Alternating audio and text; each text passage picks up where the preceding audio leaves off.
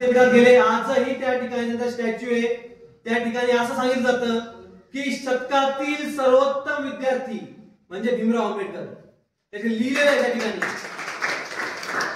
म्हणजे एखादा माणूस एवढ्या उंचीवर गेलाय ते कसा गेला असेल, त्याच्या संस्कारातून गेलेला आहे, त्याच्या जिद्दीतून गेलेला आहे, मेहनतीतून गेलेला आहे. आणि सगळ्यात महत्त्वाची गोष्ट म्हणजे शिस्त.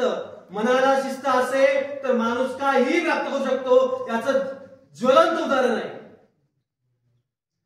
गोष्ट अशी, कोलंबिया विद्यापीठामध्ये ते होते त्यावेळेस त्या ठिकाणी एक धनिक पुत्र होता. धनिक म्हणजे श्रीमंताचा मुलगा. त्या ठिकाणी ते दोघे शिक्षण घेत होते. शिक्षण घेत असताना एक वेळ आंबेडकर कमी जेवायचे, दुपारचे जेवण घेत नव्हते. तो धनिक पुत्र विचारायचा, तुम्ही जेवायला खाल्लं नाही, तुम्ही शिकणार कसे? ते म्हणायचे, मला जेवायला वेळ नाही आणि दुपारचं जेवण विकत घ्यायला खिशात पैसे नाही. विद्यार्थी मित्रांनो, सांगायचं एवढंच, ज्यांच्या घरी परिस्थिती चांगली आहे त्यांच्या गुणांना वाव कमी मिळतो, पण ज्यांच्या घरी परिस्थिती खडतर आहे त्यांच्या गुणांना वावच मिळतो. हे 100% सत्य आहे. तुम्हाला हिरा बनायचंय का कोळसा बनायचंय हे तुमच्या हातात आहे. एक छोटीशी गोष्ट सांगतो आणि एंड करतो. गोष्ट अशी की एका राजाने 2 गरुडाचे पिल्ल घेतली आणि ते गरुडाचे पिल्ल, त्यातील एक गरुडाच्या पिल्लाने आकाशात भरारी घेतली आणि एक पिल्लू उडलंच नाही. त्याने शर्त ठेवली सगळ्यांसमोर, राजासमोर, जो कोणी या पिल्लाला उडवू शकेल त्याला मी माझं अर्ध राज्य देईन. अनेक जण आले, कित्येकाने प्रयत्न केले, परंतु ते त्या गरुडाच्या पिल्लाला उडवू शकले नाही.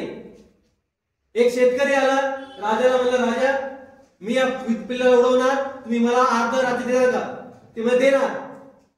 त्यावेळेस त्याने तू फांदी कापली, पिल्लू खाली पडणार, पडणार तर पडणार. त्याच वेळेस त्याने एक भरारी घेतली आणि ते पिल्लू उडायला लागलं.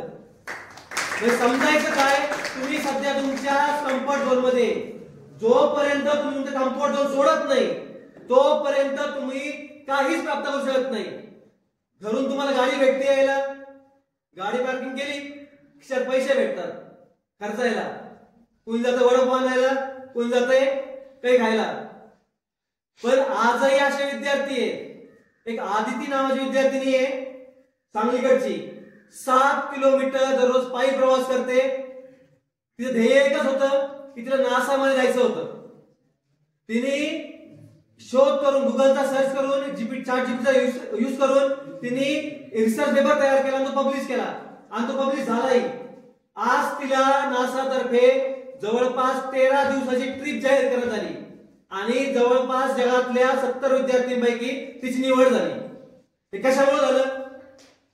तिच्यात होती जिद्द, पुढे जायची तयारी होती.